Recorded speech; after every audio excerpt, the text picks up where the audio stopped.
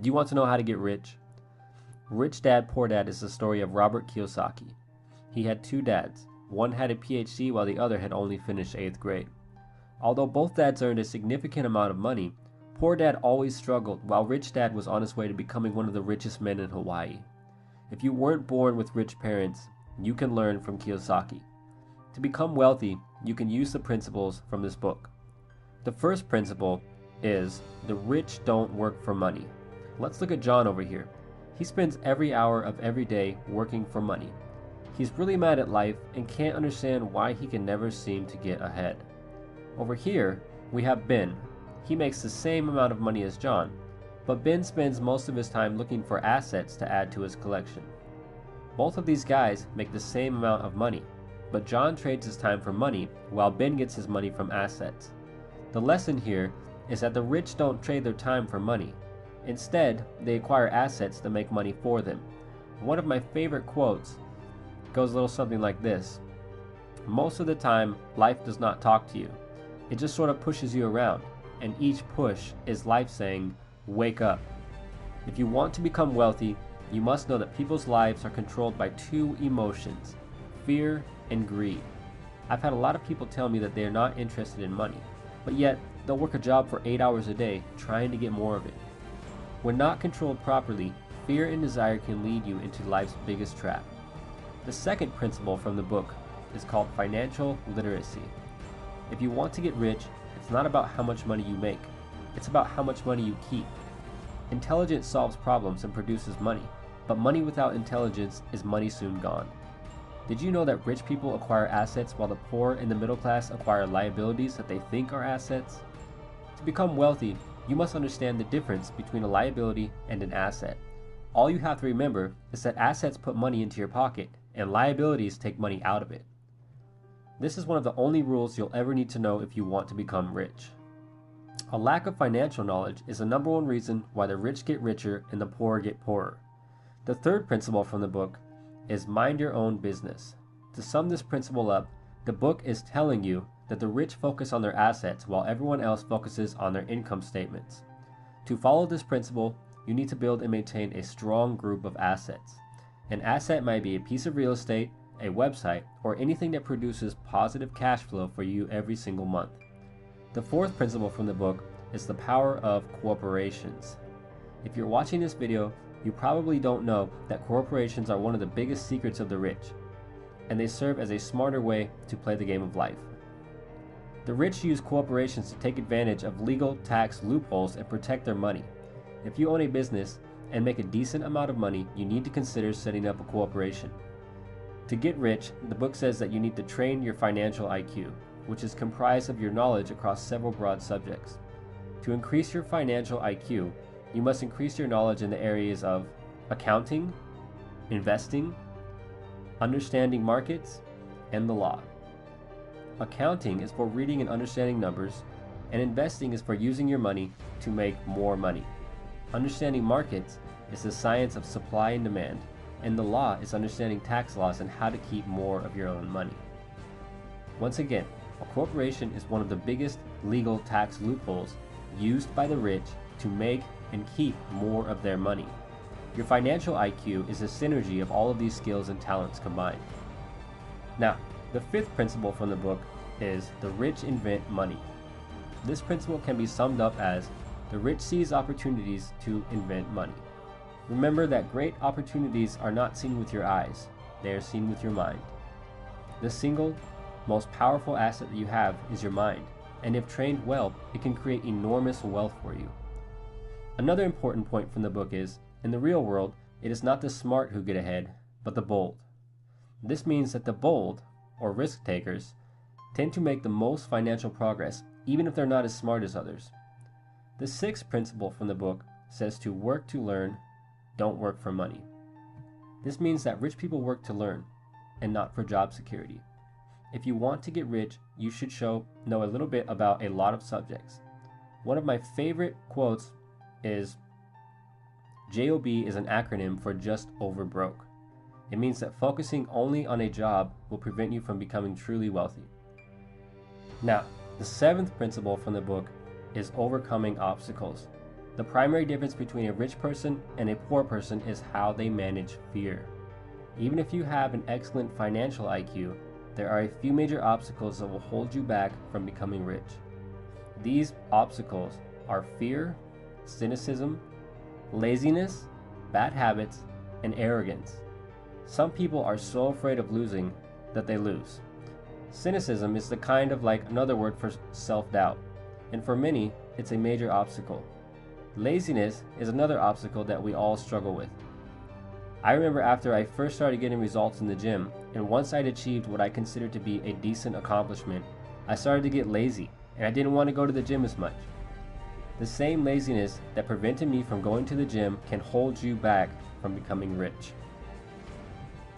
Bad habits can have the same effect. Stop watching so much television and going out to drink on the weekends. The final obstacle that everyone must face is arrogance.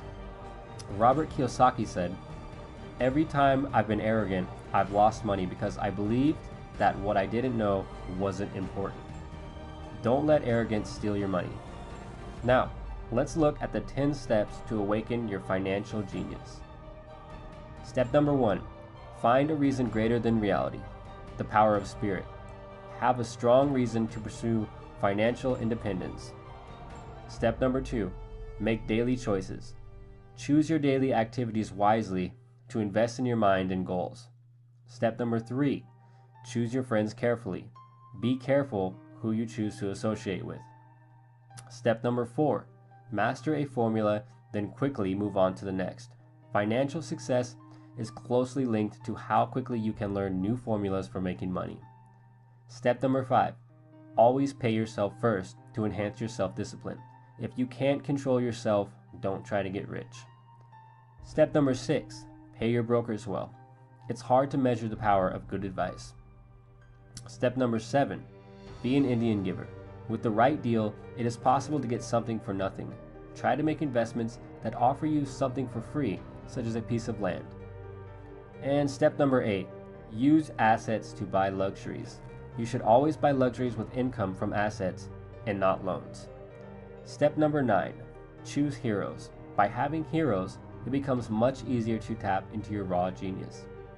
And finally, step number 10, teach and you shall receive. When you need something, give what you want first, and it will come back to you in buckets. These are the main principles from Rich Dad Poor Dad by Robert Kiyosaki.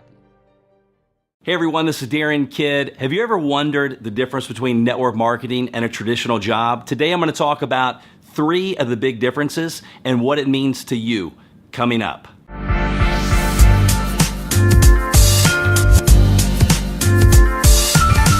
Hey everybody, this is Darren Kidd. On today's video, we're going to talk about 3 differences between network marketing versus a traditional job. I believe that I can speak on this topic because I've been on both sides of the fence. I actually had jobs, I've been a part of franchising, and I am now a multiple 7-figure earner in the network marketing industry. However, it wasn't always like that. I failed for 7 solid years in this industry. I actually ended up bankrupt with my car repossessed on government assistance. Then finally had the right mentors that taught me exactly what to do, that changed everything that led me to the multiple 7-figure income. And with what's happening in the world today, what I'm going to share with you is going to affect every single one of us, is affecting every single one of us. And so I'm very passionate about the topics. Number 1, at a job, your income depends just on you. And that's scary. What if you get sick? Where in network marketing, you have the ability to develop assets that throw off cash, that generate income whether you work or you don't work. And an example that hits home to me is my dad was one of the best in the world at what he did. He was featured in car magazines, but the day he found out he had a rare type of leukemia, and they said you only have several months to live, his income stopped that day. And the last several years of his life, the number 1 stress and strain on my parents was money, because we found out how much money you have can determine whether you live or die, and that's a scary time to find that out. So definitely that's a key difference, is your job depends just on you, where network marketing allows you to leverage your time and efforts and not be just dependent on what you do. Number 2, at your job, you exchange time for money. And money, there's doctors that make a lot of money, but they have no what? They have no time freedom.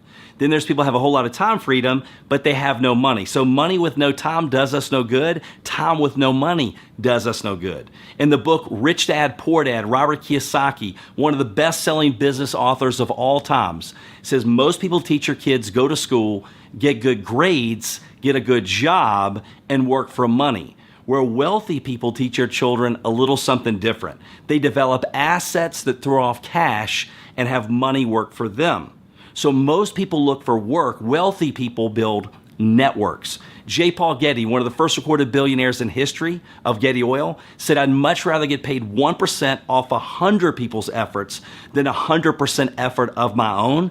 So at our job, you can only work so many hours. There's only so much overtime. And now with them, I know in America, they're starting to call us the 30-hour work week because they're cutting people's hours back so they don't have to pay them their full benefits, let alone any overtime. So with network marketing, you have the ability to continually expand your income, create financial freedom and time freedom, which for me, the time freedom is more important than the financial freedom, but it takes the financial freedom to get that. And that's what it's allowed my family to be able to go out there and do. And that's why I love this industry so much. So there's another key difference, very similar to number one, but yet that gives you a little more depth of what I was talking about. Number three, our job requires us to work our life around that job. Where network marketing, you can work your business around your life. And I remember one of my first jobs, my wife was pregnant and going into labor with their first child. And I remember they got frustrated when I wanted to take off work to go see my child being born. And that was when I knew that I needed something different. So what I love about this industry, you can build it around your life. I don't go out to build my network marketing business most of the time. I just build it while I'm out. And that's a big difference. So as we wrap it up, what does this mean to you? What does this mean to me? Well, there's a publication that just recently came out. If you could see what's on the front of this publication, I'll read it to you. The 9-to-5 job is over. They're now starting to call America, like I said before, the new 30-hour work week. People are getting laid off, downsized, right-sized, capsized, and they're looking for a better way. And I just heard an interview with actually Eric Worre and Richard Branson, which those who know who Richard Branson is, he's the most influential entrepreneur in the world right now, Sir Richard Branson. And here's what he said on this interview when talking to Eric Worre. All the future jobs in the next 20 to 30 years will be created by network marketing and basically network marketers. This industry is now over 100 years old. It's a $180 billion industry, and it's a great time. Jim Rohn says work on your job full-time, but work on your fortune part-time. And I've had franchises, I've had jobs, and I can tell you network marketing is a better way. So that I hope you take this information and you act on it today.